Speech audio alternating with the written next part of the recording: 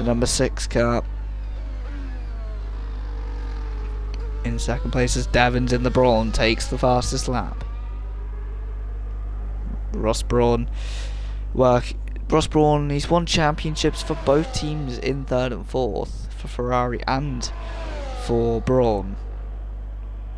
And obviously Ross, he was almost like the Adrian Newey of the time, and the fact that he's on the FIA now kind of is ironic, because he would always be the one that would find loopholes that the FIA couldn't think of, like the double diffuser, like having a 4-stop strategy in Manicourt, like other things that would just, like him, Jean Todt and Michael Schumacher, they were what Max Verstappen, Christian Horner and Adrian Newey were of nowadays, of 2023.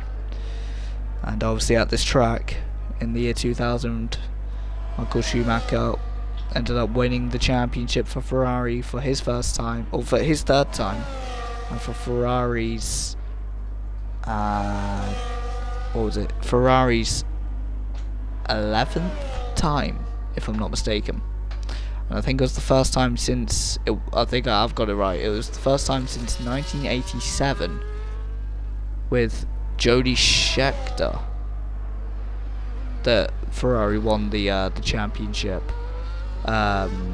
before Michael Schumacher won it. So when Schumacher won it, it was the first time since then they won it. Speaking of Ferrari, there's a battle here between the Brawn and the Ferrari. Speaking of Ross Brawn and Ferrari, and here they are battling so many years later, 25 years on from Ross Brawn's first Ferrari championship, and his team are now battling with is and wide to the Brawn over the gravel. Bumpy ride for Devons, bumping and bouncing over the curb, and that is not a smooth ride at all. And the frustration builds in Devon, as I don't know if he's Devon because he's from Devon, in the southwest of England, but maybe he needs a pasty, who knows. Terrible one. But yeah, we head through into Spoon Corner, and we're here with the Jordan. We're here also with the Benetton as well, James. We should talk a bit about Benetton, shouldn't we? The Benetton, the number 6 of James in the Benetton. It is, as there's a yellow flag. Tim Heads in the Mercedes, wide again, and he's causing a bit of a distraction here for the Jordan.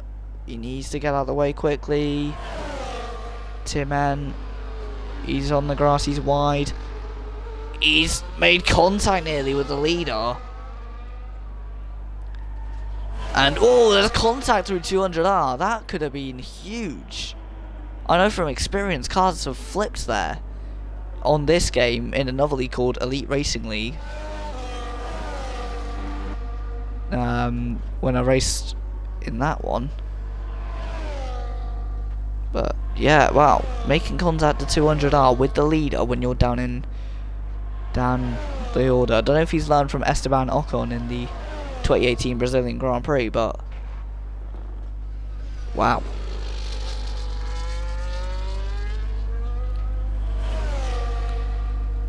Heading over the line then for the Jordan, start lap 28 of 53. Oh yeah, as I was saying about Benetton, obviously won 2 championships in F1 in 1994, 1995. Came into the sport back, obviously coming from Renault, or no, coming from Tolman, should I say. Turned themselves into Benetton, which was a clothing company at the time, and I think they turned themselves into Tolman in 1990. I want to say 1991, but I could be wrong.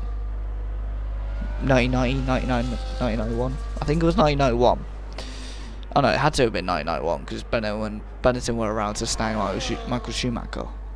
I think it was 1989, wasn't it? I think it was. It was 1989. Because it couldn't have been 87 or 88 because that's when So 87 was when Senna debuted there. But Toleman was still hanging around, weren't they? So, yeah.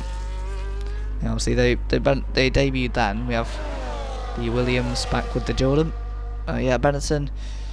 They had good success. Obviously they're under the Alpine name now after many name changes involving Renault, Lotus, Renault. Was it Alpine now? And other names that I'm trying to think of. But yeah, no, they ran for a good time, but they ended their campaign in 2001 after undelivering on the promise and not having any sponsors. As yeah, speaking of 2009, we have the 2009 champion here, the Brawn of Devons, heading through 200 He has battled like an animal all race, and the fact that he's only 4th at the moment is an absolute tragedy. Yeah, speaking of Ross Brawn, I was speaking about him earlier, wasn't I, during the race when I was speaking about Ferrari and Ross Brawn. But let's talk more about Brawn as a team. Obviously, there was a documentary on it a couple of years ago with is it Keanu Reeves, and obviously they bought out Honda for £1, and going off wide there in the gravel there is the Brawn. But yeah, we have obviously Brawn. They bought out Honda from back from 2008. It's between, I think they went from BAR to Honda, and then obviously in 2008 they ran out of money, pulled out of F1, and then the team itself was left unnamed, untouched, ready to get put into bankruptcy. And Ross Brawn settled a deal for £1. Bought the whole team, thinking of a name for it. It wasn't actually Ross Brawn who came up with the name. It was actual group decision on what the name was. So they didn't really know what name to call it. As you know, Tim battling on a lapping the Williams. So yeah. But yeah, nowadays, I mean, if Ross Brawn was to buy the team for something of £1 now, £1 back in 2009 is probably, I don't know, it's probably like £3.75 in the current currency, isn't it? That's yeah, it's mental. Yeah, so obviously they were highly competitive from the start, although they were very inconsistent by the end, as their R&D development, their funding very much limited them. So although they came up with the W diffuser, they came out the blocks firing, similar to Aston Martin in 2024 and 2023 as well. You know, came out the blocks firing with a great car, but as everyone else developed and learned of the car's weaknesses and tried to capitalise on the car's strengths and also work on the car's weaknesses,